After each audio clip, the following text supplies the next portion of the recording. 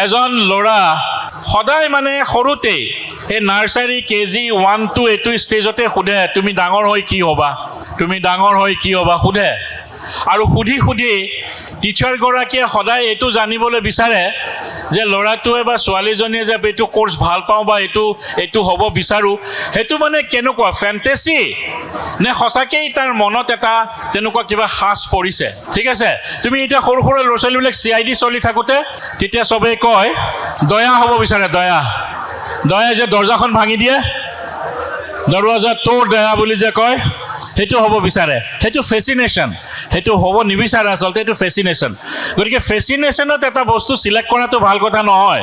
বহুতে কৈছে CID inspector হ'ব, কাৰণ সেই চিৰিয়েলখনে সেইটো এফেক্ট কৰিছে।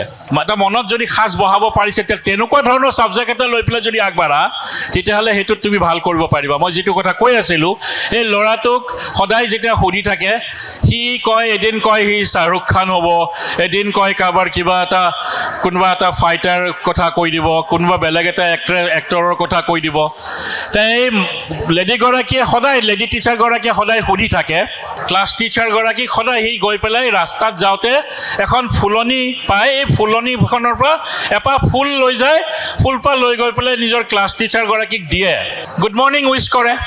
আৰু মেডামেও তাক সোধে তুমি কি হ'ব বিচাৰা, সেইদিনাখন আকৌ বেলেগ কিবা এটা কয়। সেই এনেকৈ কওঁতে সি কনফিউজ হৈ পেলাই এদিন মাকক সুধিলে, মা মোক সদায় সোধে মই কি হ'ব বিচাৰোঁ, মই আজি এইটো ভাল পাওঁ বুলি কওঁ, সিটো ভাল পাওঁ বুলি, কেতিয়াবা সি তেওঁৰ বাপেকৰ নিচিনা হ'ব বিচাৰে, বাপেক এজন ভাল বিজনেছমেন সেইটো হ'ব বিচাৰে, এনেকুৱা ধৰণৰ বেলেগ বেলেগ কথা তাৰ মনত খেলাই থাকে।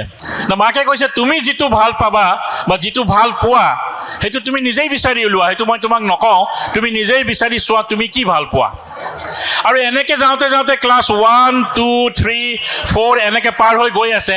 আৰু এইবিলাক স্কুলৰ এটা ছিষ্টেম আছে, যিগৰাকী ক্লাছ টিচাৰে ক্লাছ নাৰ্চাৰীত পায়, ক্লাছ 5লৈকে টানি সেই একেজন ক্লাছ টিচাৰে লৈ যায়, কাৰণ সেই ষ্টুডেণ্টটোৰ অকল অভাৰঅল ডেভেলপমেণ্ট হ'বলৈ কাৰণে তাৰ বাকীকেইটা দিশ জনাও জৰুৰী।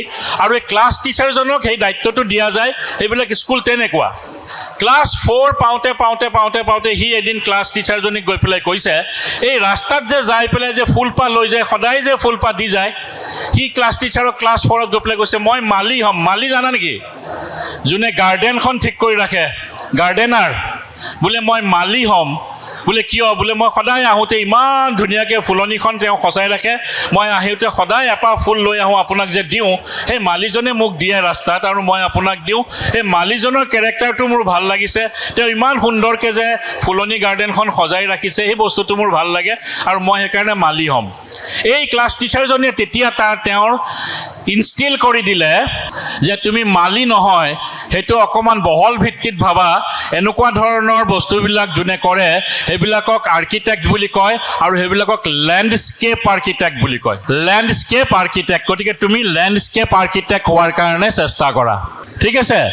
আৰু এই ল'ৰাজনে পিছত গৈ পেলাই যেতিয়া লেণ্ডস্কেপ আৰ্কিটেক্ট হ'ল, তেওঁ এখন কিতাপ লিখিছে, দ'জ লিটল থিংছ, কিন্তু কিতাপখনৰ নামটো দ'জ লিল থিংছ বুলি পেলাই এড্ৰেছিং কৰিছে, দ'জ লিটল থিংছ। সেই সৰু সৰু কথাবিলাকে তেওঁক ছেভ কৰিবলৈ সহায় কৰিলে এতিয়া ডাঙৰ হৈ কি হ'ব। গতিকে আজি তোমালোকে ক্লাছ 12 পাই গৈছে, সি ক্লাছ 4ত সেই শিক্ষকগৰাকীয়ে চেষ্টা কৰিছিলে তেওঁক এটা ছেভ দিবৰ কাৰণে। গতিকে কি হ'ব বিচাৰা সেইটো তৎক্ষণাত চিন্তা কৰা বস্তু নহয়, সেইটো জীৱনত চিন্তা কৰি বস্তুবিলাক জুকিয়াই জানিব পৰা এটা তৰিকা। গতিকে তোমালোকে এই মুহূৰ্তলৈকে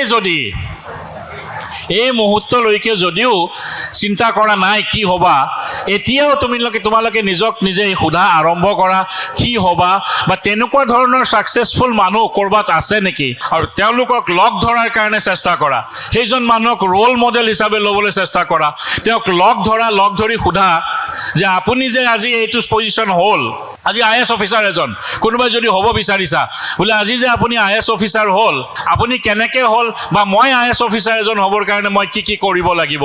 সেই মানুহজনে সিমান ভাল পাব যে তেওঁ যে কষ্ট কৰি পেলাই আজি এটা পজিশ্যন পাইছে, সেইটো স্বীকৃতি তুমি দিছা, আৰু তুমি বিচাৰিছা তেওঁৰ নিচিনা হ'বৰ কাৰণে, সেইটো তেওঁৰ কাৰণে এটা বহুত ডাঙৰ গিফ্ট হ'ব, আৰু তোমালোকক সেই ৰাস্তাটো দেখাব পাৰিব। গতিকে এই কামটো তোমালোকে আজিৰ পৰাই চিন্তা কৰা।